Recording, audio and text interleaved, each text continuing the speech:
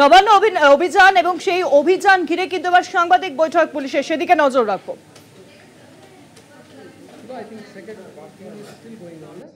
So first scan যেটা সেটা already High Court has said since division bench has passed a specific order, এই জন্য ওটা হবে না, কিন্তু সেকেন্ড ক্যানটা এখনো মনে হয় হিয়ারিং চলছে।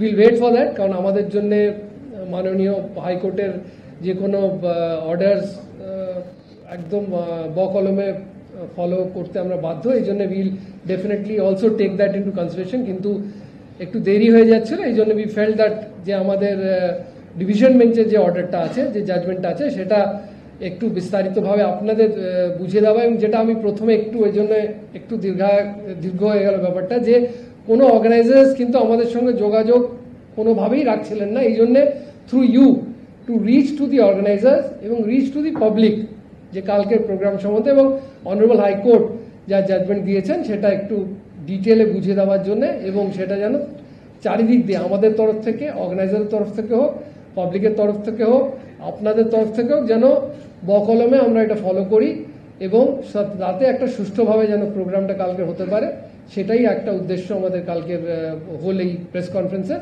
I will first request ADG South Bengal to উনি এইটা ডিটেলে যেটা বাংলায় একটু আমাদের পুরো হাইকোর্ট অর্ডার যেটা আছে বাংলায় বলবেন, তারপর আমাদের সিপি হাওড়া সাহেব আছেন, সিপি কলকাতা আছেন, উনি ইংলিশ এবং হিন্দিতে ব্যাপারটা আরও ক্লিয়ারলি বুঝিয়ে দেবেন।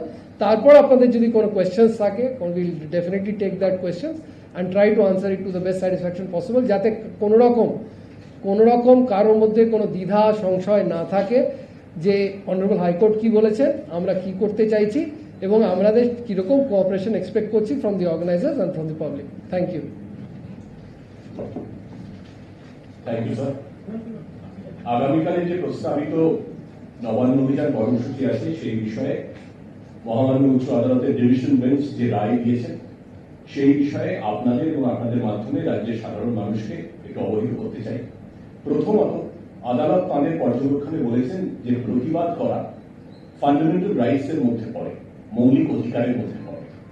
পাশাপাশি খুব স্পষ্টভাবে উচ্চ আদালত তাদের পর্যবেক্ষণে বলেছেন যে কোন রকম সরকারি সম্পত্তি নষ্ট করা বা হিংসা কার্যক্রমের আশ্রয় নেয় এটা বেআইনি এবং এটা নাগরিক অধিকারের কর্তব্যের মধ্যে পড়ে না। হিংসা থেকে বিরত থাকা এবং সরকারি সম্পত্তি নষ্ট না করা এটাও প্রতিটি নাগরিকের কর্তব্যের মধ্যে পড়ে। To quote, it is the duty of every citizen to safeguard public property and abjure violence. পাশাপাশি হাইকোর্ট এটাও বলেছে যদি প্রতিবাদ করতে হয়, প্রতিবাদ কর্মসূচি করতে হয়, তাহলে সেটা করতে হবে সম্পূর্ণ আইন মেনে, শান্তিপূর্ণভাবে, এবং কোন রকম সরকারি কর্মী, পুলিশ, সরকারি কর্তৃপক্ষ বা কোন ধরনের সরকারি সম্পত্তি কোন রকম ক্ষতি না করে। এটা খুব স্পষ্টভাবে আদালত বলেছে। আদালত আরো দুটো বিষয় পরিষ্কার করে দিয়েছে। প্রথমত বলেছেন যে প্রয়োজনে এই কর্মসূচির প্রেক্ষিতে রাজ্য প্রশাসনের তরফে কিছু প্রহিবিটরি অর্ডার্স বা বিধিনিষেধ জারি করা যেতে পারে, এবং সেই বিধিনিষেধ যাতে বলবৎ করা যায় তার জন্য প্রয়োজনীয় আইনি ব্যবস্থাও প্রশাসন নিতে পারবে। আপনারা সকলেই জানেন যে নবান্ন রাজ্য সরকারের সচিবালয় এবং নিরাপত্তার নিরিখে একটি অত্যন্ত স্পর্শকাতর জায়গা, যাকে আমরা পরিভাষায় বলি high security zone. Howrah police commissioner Prabin Kumar Tripathi আমাদের সঙ্গে আছেন। হাওড়া পুলিশের তরফে উনি নবান্ন সংলগ্ন এলাকায় ভারতীয় নাগরিক সুরক্ষা সংহিতা বিএনএসএস তার 163 ধারা জারি করেছেন, যেটা আগের আইনে 144 ধারা বলে পরিচিত ছিল। সুতরাং নবান্ন সংলগ্ন এলাকায় কোন রকম প্রতিবাদ কর্মসূচি, জমায়েত, মিটিং বা মিছিল নিষিদ্ধ, বেআইনি। এটা খুব স্পষ্ট হয়ে গেছে হাইকোর্টের নির্দেশে। পাশাপাশি হাইকোর্ট আরেকটি গুরুত্বপূর্ণ বিষয় উল্লেখ করেছেন। তারা বলেছেন প্রশাসন উপযুক্ত বিকল্প জায়গা এই প্রতিবাদ কর্মসূচির জন্য চিহ্নিত করে সংগঠকদের জানাতে পারে। আদালতের সেই নির্দেশ মেনে হাওড়া পুলিশ সাঁতরাগাছি বাস স্ট্যান্ডকে উপযুক্ত বিকল্প জায়গা হিসেবে চিহ্নিত করেছে, যার মানে হল আগামীকালের যে প্রতিবাদ কর্মসূচি আইন মেনে শান্তিপূর্ণভাবে সাঁতরাগাছি বাস স্ট্যান্ডে করা যেতে পারে, এবং সেক্ষেত্রে প্রশাসনের পূর্ণ সহযোগিতা থাকবে, কোথাও কোনো অসুবিধা নেই। কলকাতা পুলিশের তরফে আরাম এভিনিউ, রানী রাসমণি এভিনিউকে উপযুক্ত বিকল্প জায়গা হিসেবে চিহ্নিত করা হয়েছে। স্যার যেমন বলছিলেন যে সংগঠক ঠিক কারা সে ব্যাপারে কিছুটা বিভ্রান্তি আছে, কিন্তু সমাজ মাধ্যম এবং আমাদের ইন্টেলিজেন্স ইনপুটস অনুযায়ী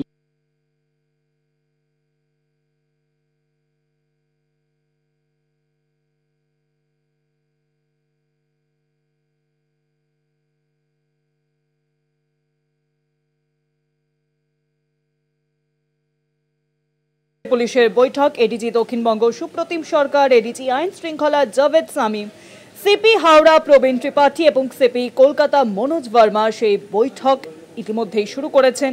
জাভেদ শামীম তিনি জানিয়েছেন কি অনুমতির জন্য আবেদন করেননি হাওড়া পুলিশ কমিশনার, ভবানী ভবনকে এই নবান্ন অভিযানের জন্য এসে পৌঁছায়নি। আমরা বিভিন্ন মাধ্যম থেকে তথ্য পেয়েছি, যারা শেষ বছর আয়োজন করেছিলেন ছাত্র সমাজ তারা জানিয়েছেন তারা এই কর্মসূচিতে জড়িত না। এসবের মধ্যেই দুটো মামলা কিন্তু ইতিমধ্যেই হয়েছে আদালতে।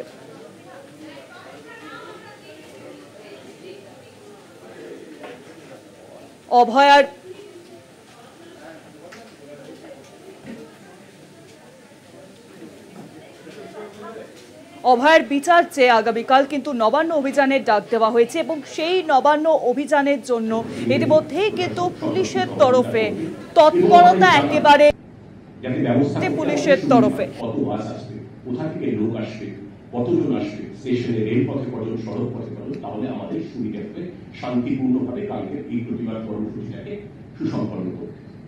কিন্তু যদি আইন অগ্রাহ্য করে আদালতের নির্দেশ না মেনে যদি কোন রকম হিংসাত্মক প্রতিবাদ কর্মসূচির চেষ্টা করা হয়, তাহলে পুলিশ প্রয়োজনীয় আইনি ব্যবস্থা নেবে।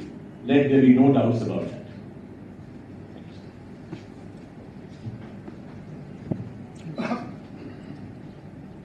Good afternoon, ADG Law and Order Sahib and ADG South Bengal আপনাদেরকে অনেক বিস্তারে বলে দিয়েছেন।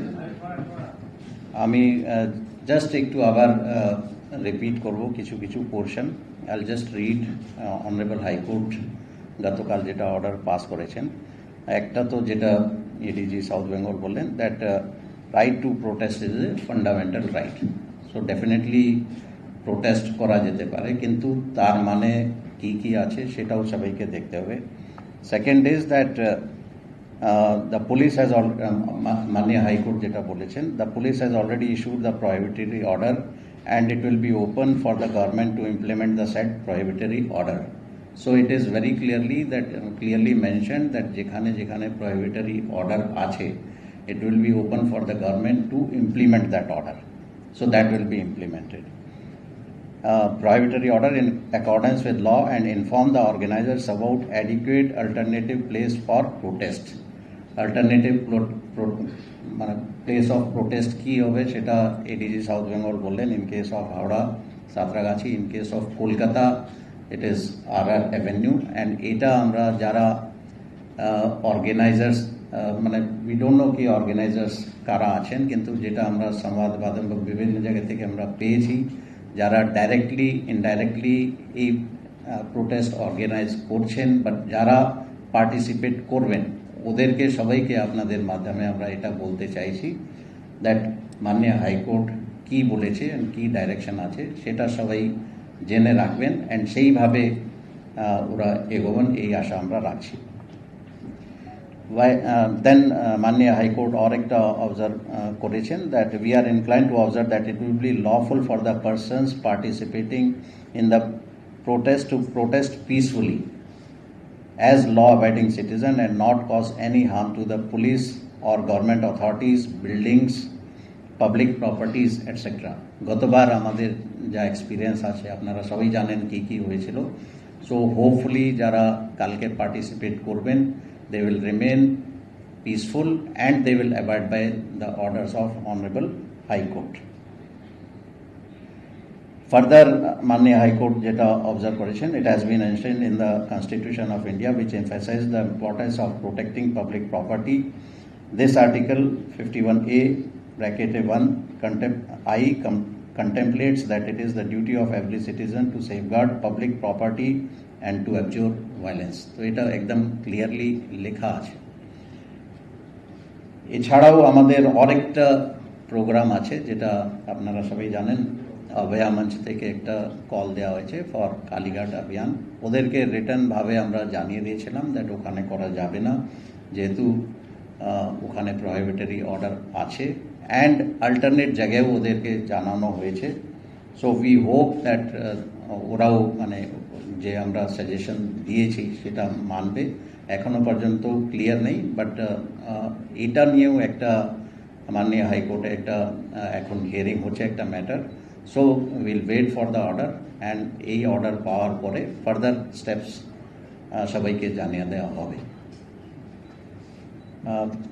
The only request to the organizers is that they must comply with the orders of Honorable High Court and alternate জায়গায় যেটা দেওয়া হচ্ছে ওদেরকে, হাওড়া অ্যান্ড কলকাতা বোথ। আমরা আশা করি সবাই সেই